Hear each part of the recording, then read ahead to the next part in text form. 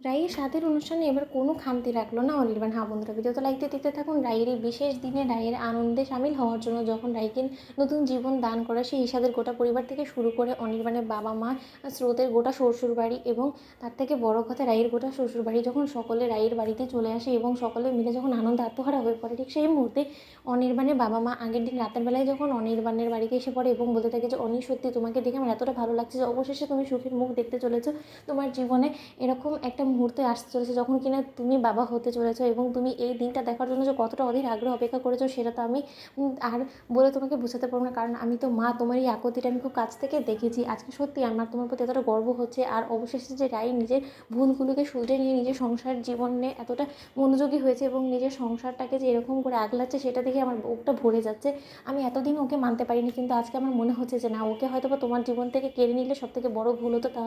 তাহলে হয়তো বা তুমি এবং ও ওরা একে অপরের কাছ থেকে তোমরা আলাদা হয়ে হয়তো বা কেউই খুশি থাকতে না। অন্যদিকে অনির্বাণ বলতে থাকে যে মা, তোমার তো খুব শীঘ্রই প্রমোশন হতে চলেছে, তুমি হতে চলেছো এবং বাপি তুমি দাদু হতে চলেছো। অন্যদিকে কথা বলা মাত্র অনির্বাণের বাবা অনির্বাণকে হাক করে বলতে থাকে যে সত্যি অনি, তোমাকে দেখে আমার অনেক ভালো লাগছে। আচ্ছা, আমাদের উঠবি মাদার কোথায়?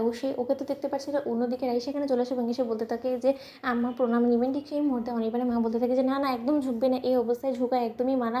আর তার থেকে বড় কথা, নিজের খেয়াল রাখো। আমি মন ভরে আশীর্বাদ করছি যে তোমার সন্তানটা যাতে সম্পূর্ণরূপে সুস্থ সবলভাবে পৃথিবীর আলো দেখে। ওকে দেখার জন্য আমার তর্স হয়েছে না। সেই মুম্বাই থেকে আমি এখানে দৌড়ে দৌড়ে চলে এসেছি। আমি আসলে আগেই আসতাম, কিন্তু তা সত্ত্বেও তোমার শ্বশুরমশাই কিছু কাজে আটকে গিয়েছিল এবং তার জন্য আমি সময় সুযোগ কোনোটাই করে উঠতে পারিনি। অন্যদিকে রাই বলতে থাকে যে আমার খুশিতে এবং আমার সুখে যে আপনারা সকলে একসঙ্গে সামিল হয়েছেন সেটা ভেবেই আমার ভিতরে অনেক বেশি এক্সাইটমেন্ট কাজ করছে। আজ রাতটা তো কোনো মতেই আমার কাটছেই না।